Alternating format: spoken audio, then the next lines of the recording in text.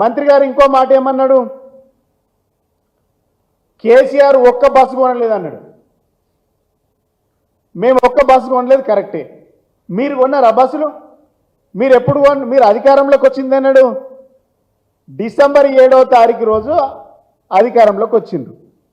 అధికారంకి వచ్చిన నాడు మీరు బస్సులు ఎప్పుడు ఓపెన్ చేసిండ్రు?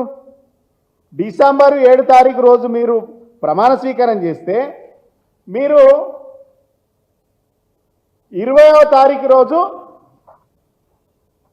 తారీఖు రోజు బస్సులను ప్రారంభించిండ్రు. ఈ బస్సులు ఎక్కడి అంటే 17 రోజులల్లా మీరు బస్సులు కొనుకొచ్చుకున్నారా? ఇవి 17 రోజులల్లా మీ బస్సులు కొన్నారా? అంటే సొమ్ము ఒక్కడిది, సోకొక్కడిది.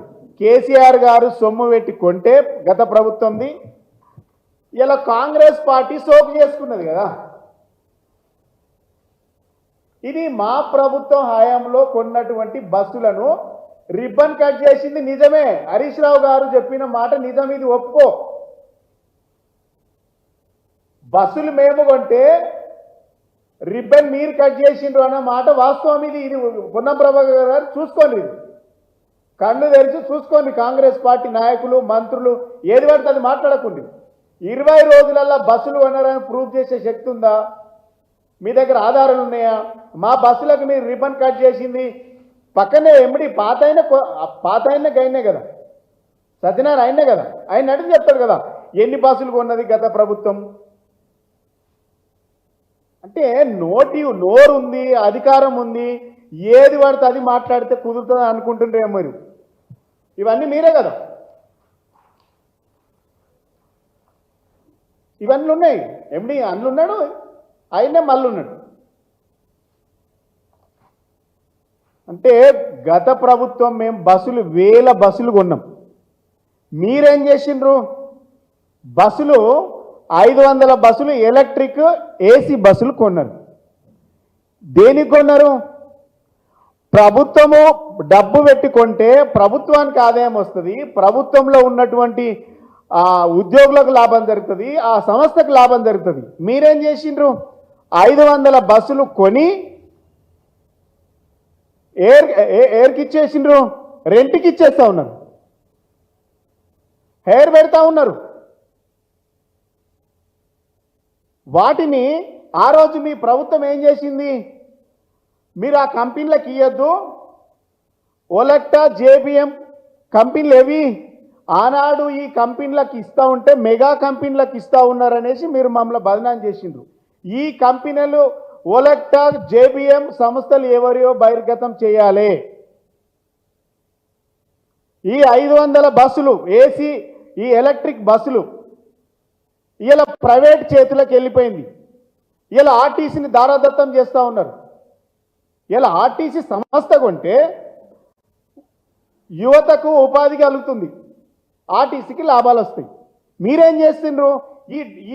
ఈ వీటిని తీసి ప్రైవేట్ కంపెనీలకు అంటగట్టిండ్రు. అగ్రిమెంట్ జరిగింది, బాజాబ్తా చెప్తున్నా. ఒలెక్టా, జేబిఎం కంపెనీలకు అగ్రిమెంట్ చేసిండ్రు 500 బస్సులు. ఎక్కడెక్కడ? ఇప్పుడు విషయం ఏంటంటే ఈ కంపెనీలు ఈ రెండు కంపెనీలకు 500 బస్సులను హైర్ పెట్టి మొత్తం డిస్టిక్లో ఉన్నటువంటి డిపోలను కూడా వాళ్ళ కంట్రోల్కి ఇస్తుండ్రు. ఇంతకంటే దుర్భాగ్యం ఏముంటుంది? మీరు మేనిఫెస్టోలో ఏం చెప్పిండ్రు?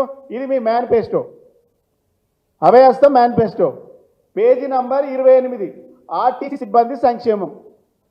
ఆర్టీసీ కార్మికులను ప్రభుత్వంలో విలీన ప్రక్రియ పూర్తి చేసి 2 పిఆర్సీ బకాయిలను వెంటనే చెల్లిస్తామని చెప్పిండ్రు.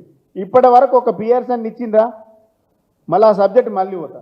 వచ్చే పిఆర్సీ పనిలోకి టీఎస్ఆర్టీసీ కార్మికులను చేర్స్తామన్నారు, చేర్చిండ్రా? అది జరగలేదు. రాష్ట్ర ప్రభుత్వ ఉద్యోగులతో సమానంగా అన్ని వసతులు సదుపాయాలను కల్పిస్తామన్నారు, కల్పించిండ్రా? జీతాలు ఇవ్వలేని పరిస్థితిలో ఉన్నారు. ఆర్టీసీ బస్సులను ఆధునీకరించి విస్తరిస్తాం, అధునాతనమైన సౌకర్యాలతో కొత్త సర్వీసులను ప్రారంభిస్తామన్నాం. ఏం చేసిండ్రు? ఇలా బస్సులను కొన్నారు, ప్రైవేట్ వానికి అగ్రిమెంట్ చేసుకున్నారు.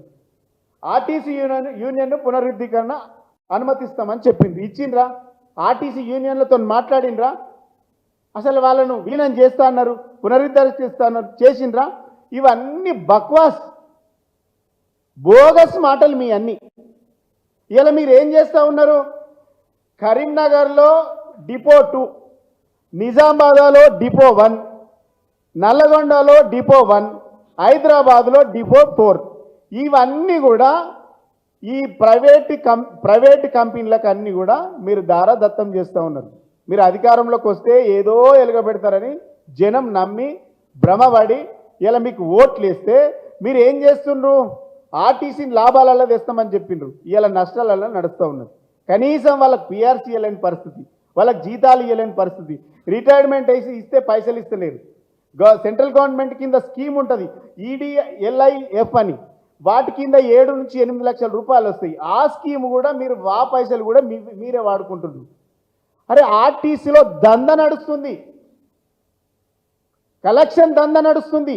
ఇలా మీరు మా పైన విమర్శలు చేయడం అంటే సూర్యుని మీద ఉమ్మేస్తే ఎడబడుతుంది, అది మీ మీదనే పడుతుంది. మీరు గుర్తుపెట్టుకోండి, నిజాయితీకి మారుపేరుగా మా ప్రభుత్వం నడిచింది. మీకు మీ చేతుల ప్రభుత్వం ఉంది, మీకు చిత్తశుద్ధి ఉంటే ఎక్కడైనా పెట్టుకోండి కదా.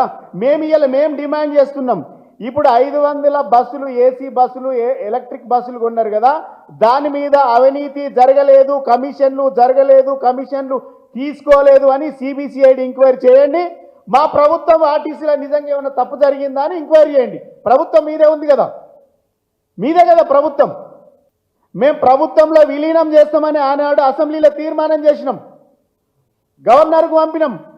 ఇలా ఎలక్షన్ కోడ్ రావడం వల్ల ఆగింది. మీరు అదే ప్రామిస్ చేసిండ్రు కదా, ఎందుకు నిలబెట్టుకుంటలేరు? అంటే మీ అన్ని అబద్ధాల మీద బతకాలనేది మీరు అనుకుంటున్నారు. ప్రైవేట్ చేస్తూ ఉన్నారు, ఇలా ఆర్టీసీని ప్రైవేటీకరణ చేస్తూ ఉన్నారు. ఒక రకంగా చెప్పాలంటే 500 బస్సులను మీరు హైర్ పెట్టిండ్రంటే ఇలా ఒక కండక్టరే ఆర్టీసీ సంస్థ నుంచి పోతుండు, మిగిలిన అన్ని కూడా పవర్ ఛార్జింగ్ సెంటర్లతో సహా ఆ యాజమాన్యానికి అప్పచెప్తుండ్రు. ఇలా ఆల్రెడీ అయిపోయింది, అగ్రిమెంట్ అయిపోయింది.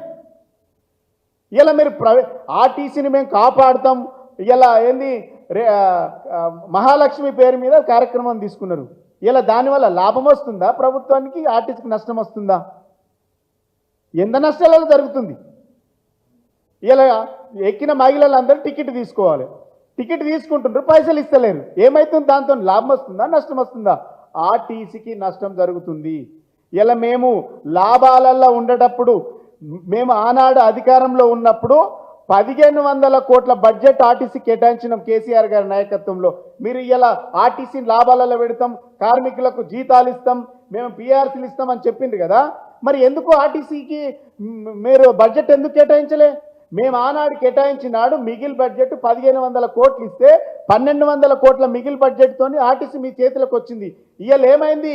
2700 కోట్ల అప్పులో ఇరుక్కుపోయింది. ఇది మీరు చేస్తున్నటువంటి తతంగం. Please subscribe to KTV Telugu. KTV Telugu channel.